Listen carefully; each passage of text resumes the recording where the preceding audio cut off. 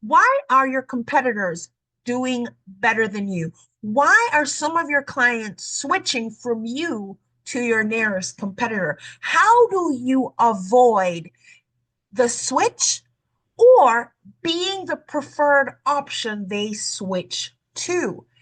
Now, this chart here on the screen is data comprised by Neil Patel's marketing agency. And I found it very insightful, not only from the idea of why someone may switch away from our offer, but also to repurpose this information to use it to attract them into our offer. And I'm going to demonstrate that for you so you can have a meaningful application of how this could look for you. So I'm going to blow up this picture a little bit because it is not very easy to read right now. I hope you can read it. Now, the very first thing on the list, no surprise, is lower prices. Lower prices is the number one way that people will switch from your offer to a competing offer. Right behind that is superior product quality as number two. And then we go down the line and we see reward loyalty programs, faster delivery options, renter, better customer service, easier returns, trusted reviews and recommendations, social offers or exclusive discounts, better mobile app or better website, simpler, faster checkout process, stronger focus on social responsibility, environmentally sustainable practice, premium VIP services. There's nothing a competitor can offer, and none of these. Now, I'm going to focus on the first two because not only do they have the largest impact, but there is a relationship that does not immediately jump out at most people simply looking at the data. Data is important. Data analysis gives us so much insight. And when you make data-driven decisions, you will really dive into some cutting-edge opportunities that people who are unaware of the data and have not bothered to analyze it, even if they are aware, can miss out on. So, in my response, as shown right here, I kind of already addressed it. So, if you follow me on LinkedIn, you may have already seen this. If not, I invite you to follow me there. And regarding the lower prices and the superior product quality, I addressed that right here, and it's going to be the main point I want to make in this video.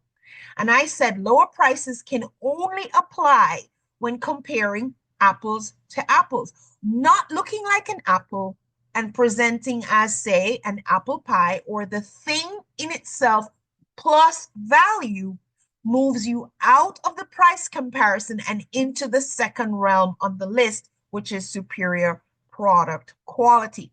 So let me give you a real example, an expansion of what I said here. If you are offering apples in your supermarket and down the road another supermarket is offering apples, even if it's not a supermarket, a corner store, a vendor on the street, the point is the prospect is comparing apples to apples, apples to apples. There is no distinction between the product. Then it is the easiest thing for them to go for the lower price. It is simply a decision out of economics. If you're offering the identical product at a lower price, they will go with a lower price. So statistically, 72% of people will choose to do that. Now, there are other reasons, like, they're already in that store. They like you. There are other reasons why they may not bother, even if the price is cheaper down the road. But 72% of respondents say they would switch if the price was lower somewhere else. Now, here is the kicker. Most of you are product pushers. What do I mean by that? Whatever your offer is, you're an author, you've written a book. You're a coach, you have a coaching program. You have a brick and mortar and you have facial services, spa services, whatever the case may be. If you are out there pushing the product, your book, your program, your spa services, you are a product pusher.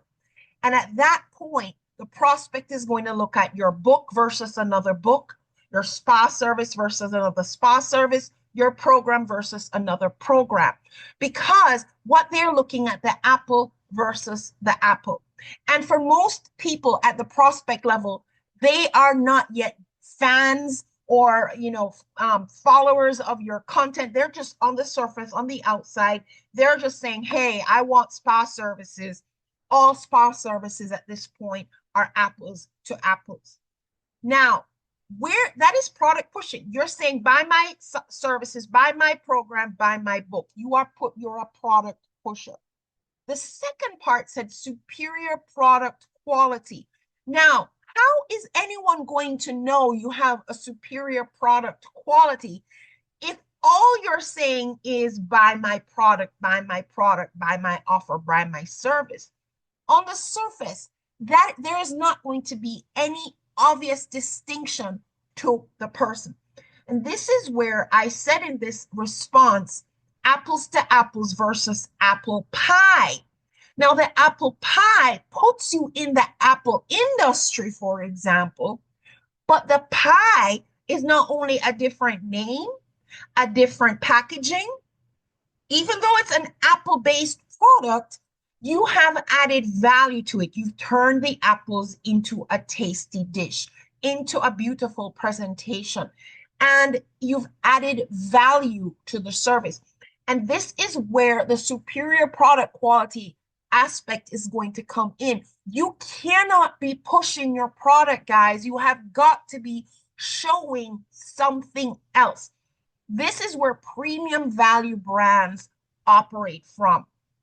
This is why Tiffany's can sell a silver paperclip for hundreds of dollars, because it is no longer a paperclip versus a paperclip. They have created a brand of premium value in the name of Tiffany's and what Tiffany stands for, and that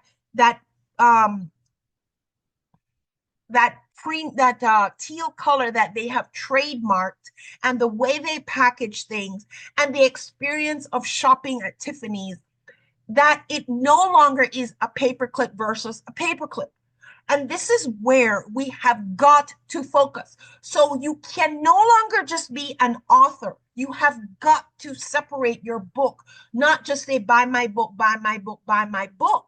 You have got to find a way to position the book as an experience, or even better yet, you become such a brand that people are picking up everything you're putting down.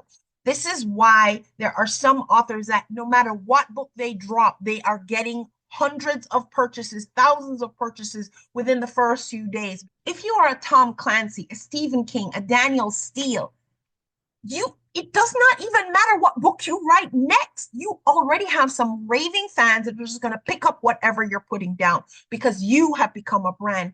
You have become the differentiator, people are no longer looking at book versus book. The author has already created such a brand and is well known for fill in the blanks. And so they're no longer purchasing just a book. You have got to find a way to move your product out of apples versus apples comparison, product versus product. Stop being a product pusher and elevate the brand through a superior and through superior quality. That's going to come through with your value added. That's going to come through the brand. That's maybe going to come through your packaging. It's going to come through the extra love and care you've put into it. You have got to create a differentiation and stop being a product pusher. And that product pushing is primarily coming out of your marketing attempts. Now, over here at Influence Media PSI TV, we have many guests in our chair who are hoping to get more awareness for whatever their offer is, and a lot of those are books. And one of the things we really try to do to our audience is to elevate the author rather than the book, because when author is an exciting person and they have an exciting story behind the book itself becomes more of an interest to buy. So focus on the know, like, and trust. Focus on the premium value offer. Focus on building a superior quality. Focus on your marketing displaying the superior quality and product that you're offering so that you're no longer in the bucket of apples versus apples. Now, as you go down this list, like I said in the beginning, you can look at this list as an explanation for why people may be dropping out and going to your competition. You can also look at this list as ideas for increasing and improving your offer. For example, the very next one is a reward loyalty program. Is there any way for you to build in a reward and loyalty program into your offer? Now, back in the day, I was in charge of the frequent flyer program of the international airline Air Jamaica. The airline no longer exists, but when I took it over, it was a handful of members and there was no real value to being a member. But during my tenure there, I did feasibility studies with the existing members. I listened to them, and we made that program become the envy of the town at the time. And Air Jamaica saw an uptick in sales because we were able to prove the value of the membership program, that these were the buyers who were repeated buying. They were the easiest to sell. You didn't have to spend all that marketing dollars to attract brand new people every single time. They were the ones that were rapidly consuming the product on a repeat basis. And so putting in a loyalty-based program can easily make your product stand out. So if you go down this list and see what are some of the reasons why people may jump ship from you to the other option, then maybe you can install some of these options. Here's another one, for example, stronger focus on social responsibility. Zappos, for example, they don't just sell shoes, they promote and they market that a child in an underserved country is going to get a free pair of shoes when you purchase a shoe. It automatically tells the person, even though I'm paying a little bit more for the shoe product, this company has such a high social responsibility. I don't mind paying a few extra dollars because they're doing good in the world. So as you go down this list, which is what I have done for PSITV, we have absolutely looked at this list and thought, how can we add in more of these things to stack the value? Because we believe in value stacking. We're wanting to make it the no-brainer, best decision ever to do business with us. Okay. So if you look at this list, don't just look at it from the negative. Oh, this is the reason why people are leaving. This is why they're going over there. Look at this list and say, make a data-driven decision to say, how can I move my product from product pushing out of a comparative apple to apple state, bring in some superiority to my offer, and go down the list, add in a reward program and so forth. And then you too will value stack and up the value of your offer. And now you will become the desired place for people to jump from to come to you. And people who are with you will be very reluctant to leave. Trudy Behrman here. I am super simple to find. And if you're ready to build your nom de valeur, your name of value, make your brand stand out so that people are looking forward to doing business with you and only you, then we are very super simple to find. And I do look forward to connecting and working with you.